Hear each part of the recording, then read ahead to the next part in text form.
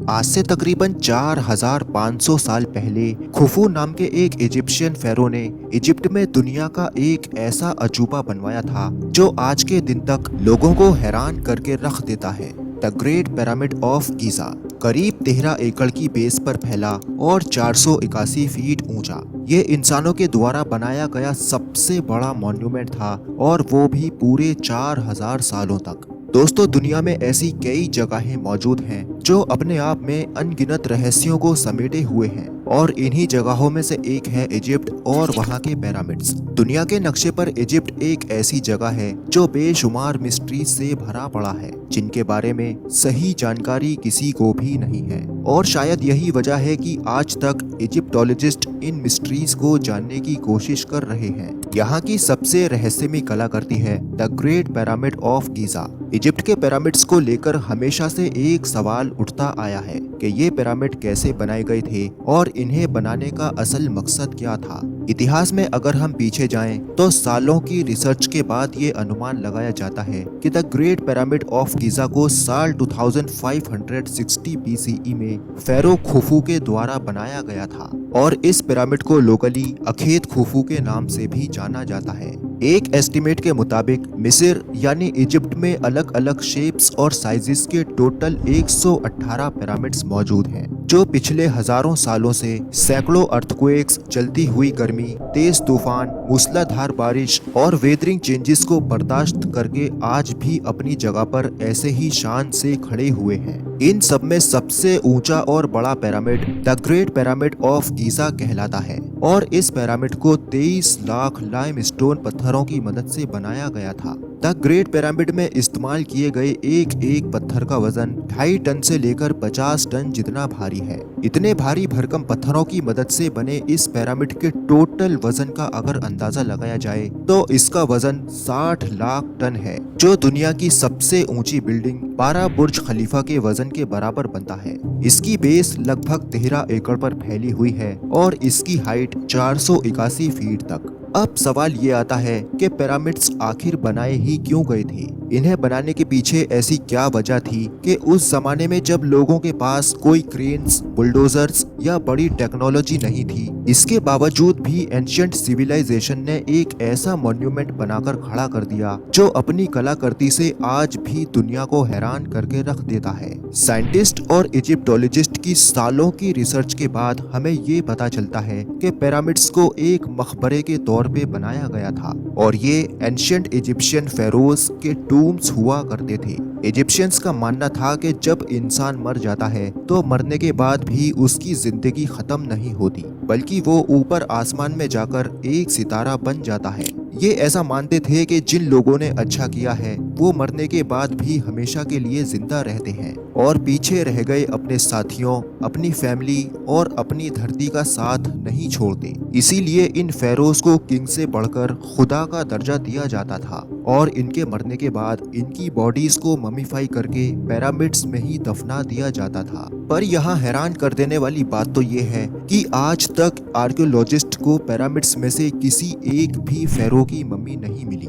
जब archaeologist great pyramid के अंदर एंटर हुए तो उन्हें सिर्फ खुफू का एक खाली कॉफिन मिला था। सिर्फ ग्रेट पिरामिड ही नहीं बल्कि किसी भी पिरामिड से आज तक कोई भी मम्मी मिलने का सब्सटेंशियल एविडेंस नहीं मिला है। अब यहाँ पर सबसे बड़ा सवाल ये आता है कि इन पिरामिड्स को आखिर बनाया कैसे गया था। हजारों साल पहले जब इंसान के पास कोई टूल्स भी मौजूद नहीं थे, तब इन पिरामिड्स की 147 मीटर ऊंची दीवारों को कैसे इंच बाय इंच लेवल किया गया, कैसे 50 टन भारी पत्थरों को स्क्वायर शेप में इतनी बारीकी से काटकर बिना किसी क्रेन की मदद से 481 फीट की ऊंचाई तक पहुंचाया गया और इनको बनाने में उस जमाने के ऐसे कौन से इंजीनियर्स का हाथ था जिन्होंने इन पिरामिड्स को अर्थक्वेक प्रूफ के साथ साथ इनकी चारों साइड्स को एग्जैक्टली 51.5 डिग्री के एंगल पर सेट किया। और सही मायनों में देखा जाए तो पिरामिड से जुड़ी यही सबसे ज्यादा मिस्टीरियस चीज मानी जाती है।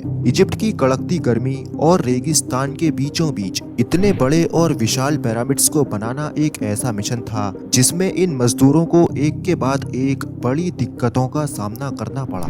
और वो दिक्कतें क्या थीं, जानेंगे आज की इस शानदार वीडियो में। Challenge number 1। कई सदियों से इजिप्टोलॉजिस्ट और आर्कियोलॉजिस्ट की अलग अलग रिसर्च टीम्स इस पिरामिड की कंस्ट्रक्शन टेक्निक जानने के लिए जी तोड़ कोशिश कर रही थी कि आखिर इस पिरामिड की हर एक side exactly north, south, east और वेस्ट पे बिना किसी कंपास के कैसे सेट की गई होगी। एक्सपर्ट्स का मानना है कि उस समय के आर्किटेक्ट्स ने सबसे पहले ऐसी जमीन तलाश की होगी जो लाखों टन भारी पत्थरों का वजन झेल सके। जमीन तो तलाश कर ली गई, लेकिन ये जमीन ऊबड़ खाबड़ होने की वजह से इसकी बेस को डायरेक्टली नहीं बनाया जा सकता था। किसी भी बड़े स्ट्रक्चर को बनाने से पहले उसकी बेस को लेवल करना बहुत जरूरी होता है। जिस 13 एकड़ की जमीन पर इस पिरामिड को बनना था, उसका लेवल थोड़ा सा भी आउट होता तो 23 लाख पत्थरों के इस स्ट्रक्चर का खड़ा हो पाना बिल्कुल भी मुमकिन नहीं था। अब इस जमीन को लेवल करने के लिए उस टाइम के इंजीनियर्स के पास ना ही लेजर लेवलर था और ना ही बबल लेवल। कई एक्सपर्ट्स का मानना है कि ऐसे प्रॉब्लम्स को सॉल्व करने के लिए एंशिएंट इजिप्शियंस इस औजार का इस्तेमाल करते थे।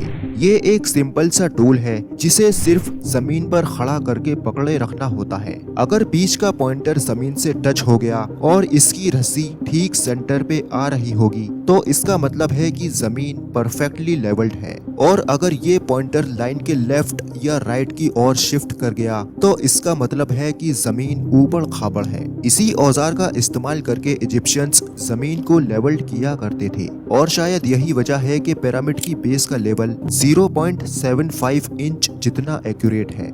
Challenge number 2। अगला चैलेंज था कंस्ट्रक्शन ऑफ पिरामिड साइट्स की अलाइनमेंट, यानी पिरामिड की डायरेक्शन सेट करने का। पिरामिड ऑफ गीजा हमारी अर्थ की चारों दिशाओं से काफी एक्यूरेटली अलाइंड है, पर अब सवाल ये आता है कि उस जमाने में जब कंपास मौजूद ही नहीं था तो पिरामिड को इतना एक्यूरेटली कैसे अलाइंड किया गया था। कई एक्सपर्ट्स का मानना है कि पोलर स्टार्स, यानी वो सितारे जिनके जरिए अर्थ के पोल का पता चलता है, उनकी मदद से पिरामिड की हर साइड को मार्क किया गया, और ये इजिप्शियंस ने तब अचीव करके दिखाया था जब कंपास इन्वेंट तक नहीं हुआ था। सिर्फ इस बेसिक टेक्निक की मदद से इतने बड़े स्ट्रक्चर को हजारों साल पहले बिना किसी कंपास या ऑप्टिकल इंस्ट्रूमेंट की मदद से नॉर्थ पोल की डायरेक्शन में सीधा खड़ा किया गया था, और वो भी 0.05 एरर्स के साथ। अब इस बात में कितनी सच्चाई है, इसके बारे में हम आगे बात करेंगे। बढ़ते हैं तीसरे चैलेंज की ओर। अब पिरामिड की कंस्ट्रक्शन साइट पे डायरेक्शन भी सेट थी, मार्किंग भी हो चुकी थी और जमीन का लेवल भी सेट था। अब बारी थी कंस्ट्रक्शन स्टार्ट करने की। अगर कंस्ट्रक्शन मटेरियल की बात की जाए तो करीब 5.5 million ton limestone, 8,000 ton granite और 5 लाख टन मोर्टार का इस्तेमाल किया गया था। अब इन तीनों पत्थरों में से लाइमस्टोन बहुत आसानी से हासिल किया जा सकता था क्योंकि इसकी खदान गीजा प्लेट्यू के बहुत करीब थी, लेकिन ग्रेनाइट और मोर्टार के मामले में ये इतना आसान काम नहीं था क्योंकि मोर्टार की खदान पिरामिड से 20 से 25 किलोमीटर दूर टोरा में मौजूद थी और ग्रेनाइट की खदान करीब 800 किलोमीटर दूर आसमान में। अब इन पत्थरों को पिरामिड साइट तक लाने के लिए इन्हें काटना जरूरी था। ये पत्थर काटने के लिए ना ही उनके पास ग्राइंडर थे और ना ही जैक हैमर्स। तो अब सवाल ये आता है कि आखिर इन पत्थरों को किसकी मदद से काटा जाता था, और इसका जवाब है कॉपर। जी हाँ, कॉपर उस समय में इस्तेमाल किया जाने वाला सबसे कॉमन मेटल हुआ करता था, और इन पत्थरों को कॉपर टूल्स और डोलेराइट पत्थर की मदद से कई घंटों की मेहनत के बाद शेप में लाया जाता था। Challenge number 4। अब क्योंकि इन पत्थरों की कटाई पिरामिड कंस्ट्रक्शन साइट गीजा से कई किलोमीटर दूर टूरा के शहर में हो रही थी, अब बारी थी इन पत्थरों को गीजा तक ट्रांसपोर्ट करने की। जैसा कि मैंने आपको पहले भी बताया कि हर एक पत्थर का वजन 2.5 टन से लेकर 50 टन जितना भारी था, और ऐसे 23 लाख पत्थर सिर्फ एक पिरामिड में इस्तेमाल होना थे। इतना ज्यादा वजन ट्रांसपोर्ट करने के लिए ना ही उस दौर में कोई जानवर काम आ सकता था और ना ही उनके पास व्हील्स मौजूद थे। आपको जानकर हैरानी होगी कि ये काम वर्कर्स और कश्तियों की मदद से किया जाता था। जी हाँ, टूरा और गीजा के दरमियान मौजूद नाइल नदी का फायदा उठाया गया और बड़ी बड़ी कश्तियों में पत्थर लादकर पिरामिड साइट तक पहुंचाया जाता था। Challenge number 5। जो एक्सपर्ट्स की टीम्स पिरामिड की कंस्ट्रक्शन पर रिसर्च कर रही थी, उनको अब अपने कई सवालों के जवाब मिल चुके थे, लेकिन एक बात उनको हर वक्त गहरी सोच में डाल रही थी कि पत्थर कट भी गए, ट्रांसपोर्ट भी हो गए और कंस्ट्रक्शन के दौरान एक के ऊपर एक लगना भी शुरू हो गए। अब सवाल ये था कि पत्थर इतनी ऊंचाई तक आखिर पहुंचाए कैसे गए होंगे। इतने भारी वजन को बिना किसी मशीन की मदद से आखिर कैसे उठाया गया होगा। कई एक्सपर्ट्स और आर्कियोलॉजिस्ट का मानना है कि इस काम को करने के लिए उन्होंने एक रैंप सिस्टम का इस्तेमाल किया था, जिसमें 3 अलग अलग टाइप्स के रैंप्स इस्तेमाल किए गए थे। पिरामिड के बॉटम के 1/3 हिस्से में बड़े पत्थर इस्तेमाल होना थे ताकि बेस मजबूत हो सके, और इसीलिए इस हिस्से के लिए 12 to 20 डिग्री का एक सीधा रैंप इस्तेमाल किया गया था, जिसमें इन बड़े पत्थरों को मूव करने में आसानी हो सके। लेकिन ये रैंप पूरे पिरामिड के लिए इस्तेमाल नहीं किया जा सकता था, क्योंकि ऊपर के स्ट्रक्चर्स के लिए इस रैंप का एंगल बढ़ाना पड़ता, जिससे मजदूरों के लिए भारी पत्थरों को ऊपर ले जाना बहुत ज्यादा मुश्किल हो जाता था। और इसी वजह से ऊपर की लेयर्स के लिए 2 स्पाइरल रैंप्स बनाए गए थे, एक बाहर की तरफ से और एक अंदर की तरफ से। जो बाहर का स्पाइरल रैंप था उसका इस्तेमाल अंदर के चैम्बर्स में लगने वाले 50 टन भारी ग्रेनाइट के ब्लॉक्स को ले जाने के लिए किया गया था, और जो अंदरूनी स्पाइरल रैंप था उसका इस्तेमाल 1 से 2 टन भारी ब्लॉक्स के ऊपर लेयर्स बनाने के लिए किया गया था। चैलेंज नंबर 6, इजिप्ट के पिरामिड्स को जिन्होंने भी बनाया था, आखिर 4500 साल पहले वो कौन लोग थे जिन्होंने पिरामिड्स को बनाने का इतना मुश्किल चैलेंज कंप्लीट किया था। ये एक ऐसा सवाल था जिसके बारे में कई अलग अलग थ्योरीज बनती रही हैं। किसी ने बोला कि ये मुश्किल भरा काम उन गुलामों से करवाया जाता था जो खुद इजिप्शियंस नहीं थे, और उन गुलामों से जोर जबरदस्ती इतना वजन उठवाया जाता और पत्थर तोड़वाए जाते थे। कभी ये बात सुनने को मिलती है कि हजारों साल पहले अर्थ पर एलियंस आए थे जो ये पिरामिड्स बनाकर वापस चले गए। लेकिन एक्सपर्ट्स ने कई सालों की मेहनत के बाद कुछ ऐसा एविडेंस तलाश किया है जिसने ये तमाम थ्योरीज रिजेक्ट कर दी हैं। जी हाँ, एक्सपर्ट्स ने जब वहाँ मिलने वाले वर्कर्स की हड्डियों और स्केलेटन्स को गौर से देखा तो उनको एक खास चीज नजर आई।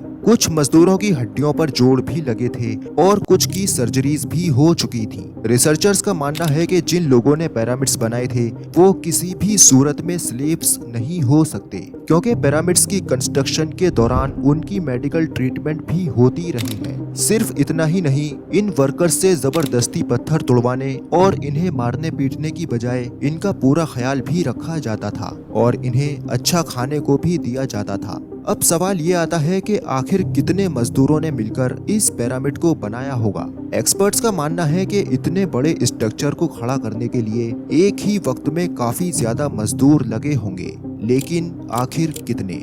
हिस्ट्री से हमें ये पता चलता है कि पिरामिड ऑफ गीजा की कंस्ट्रक्शन के लिए लगभग 20 से 30 हजार वर्कर्स लगे थे जो एक दिन में 10-10 घंटे काम किया करते थे, और इस पिरामिड को पूरी तरह से बनने में 20 साल का समय लग गया था। लेकिन इस कंस्ट्रक्शन को लेकर अब भी एक सवाल ऐसा है जिसका जवाब आज तक नहीं मिल पाया, और वो ये कि पिरामिड को बनाने वाले हर एक मजदूर को रोजाना 300 से 400 ब्लॉक्स अपनी जगह पर फिट करने पड़े होंगे, और वो भी हर एक ब्लॉक पर 3 मिनट्स के टाइम के साथ, जिसमें इन मजदूरों को बिना किसी गलती के हर 20 सेकंड्स में एक पत्थर शेप करना पड़ा होगा, वो भी 100% एफिशिएंसी के दम पे। अगर देखा जाए तो आजकल की मॉडर्न मशीनरी की मदद से भी 100% एफिशिएंसी हासिल नहीं की जा सकती। तो आखिर इतना बड़ा और भारी पिरामिड सिर्फ 20,000 मजदूरों की मदद से 20 सालों के अंदर अंदर कैसे खड़ा हो पाया? रिसर्चर्स के लिए ये चीज आज भी एक बड़ी मिस्ट्री बनी हुई है। पिरामिड्स की उलझी हुई गुत्थियां अब सुलझना शुरू हो चुकी थी। एक्सपर्ट्स और आर्कियोलॉजिस्ट अब एक ऐसे मोड़ पे खड़े थे जहां उन्होंने पिरामिड्स की कंस्ट्रक्शन के कई पोशीदा राजों को फाश कर दिया था, लेकिन कई राज अभी भी पोशीदा थे जो बार बार रिसर्चर्स को गहरी सोच में डाल रहे थे। उनमें से एक राज था पिरामिड का डिजाइन। जी हाँ, क्या आप जानते हैं कि इस पिरामिड को इस तरह से डिजाइन किया गया था कि इसकी चारों साइड्स आजकल के मॉडर्न कंपास जितनी एक्यूरेसी से नॉर्थ, साउथ, ईस्ट और वेस्ट में एग्जैक्टली पॉइंट करती है। पिरामिड की चारों साइड वॉल्स, जिनको 50 टन भारी लाइमस्टोन ब्लॉक्स की मदद से एक खास एंगल में खड़ा किया गया था, इन चारों की हाइट एग्जैक्टली 230 मीटर्स है। अगर इन चारों में कोई एरर है तो वो 1/15 ऑफ 1 डिग्री से ज्यादा नहीं है। यानी ये वॉल्स एक दूसरे के मुकाबले में 99.98% एक्यूरेट हैं। उस वक्त में बगैर किसी कंपास या टेक्नोलॉजी के इतना हाई लेवल एक्यूरेसी अचीव करना सिर्फ एक चीज की तरफ इशारा करता है, और वो ये कि जिन लोगों ने भी द ग्रेट पिरामिड बनाया था वो ऑटम इक्विनॉक्स के बारे में अच्छी तरह से जानते थे। जब सूरज अर्थ के बिल्कुल सेंटर में होता है तो इस मोमेंट में दिन और रात एग्जैक्टली इक्वल होते हैं। यानी इस घड़ी में 12 घंटे का दिन और 12 घंटे की रात होती है। और जब ऐसा होता है तो जमीन पर पड़ने वाली शेडो ईस्ट और वेस्ट डायरेक्शन की बिल्कुल स्ट्रेट लाइन में होती है, और इसी मोमेंट को ऑटम इक्विनॉक्स कहा जाता है। इस तरीके का इस्तेमाल करके उनकी कैलकुलेशंस में जो डिग्री ऑफ एरर निकल कर आया था, एग्जैक्टली वही degree of error autumn equinox वाले दिन इस शेडो में भी मौजूद होता है। ग्राहम हैंकॉक ने इन पिरामिड्स को ओरियन कॉन्स्टिलेशन के 3 स्टार्स के साथ लिंक करने की थ्योरी दी थी। इस थ्योरी के मुताबिक गीजा पिरामिड्स की पोजीशन ओरियन कॉन्स्टिलेशन के 3 स्टार्स से एग्जैक्टली मैच करती थी।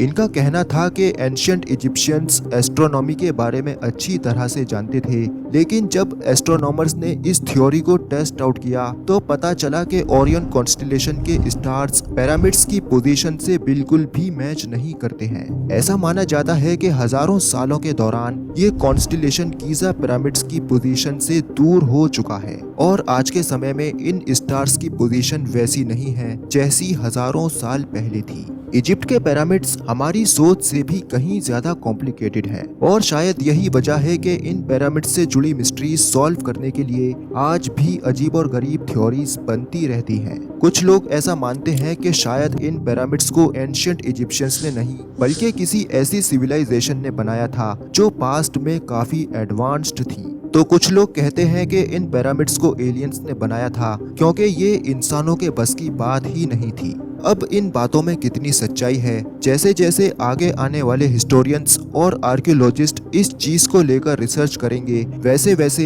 एक ना एक दिन सच सामने आ ही जाएगा। उम्मीद करता हूँ वीडियो आपको पसंद आया होगा। वीडियो पसंद आया हो तो वीडियो को लाइक और चैनल को सब्सक्राइब करने के साथ साथ बेल आइकन भी जरूर ऑन कर लें। मिलते हैं अगले शानदार वीडियो में।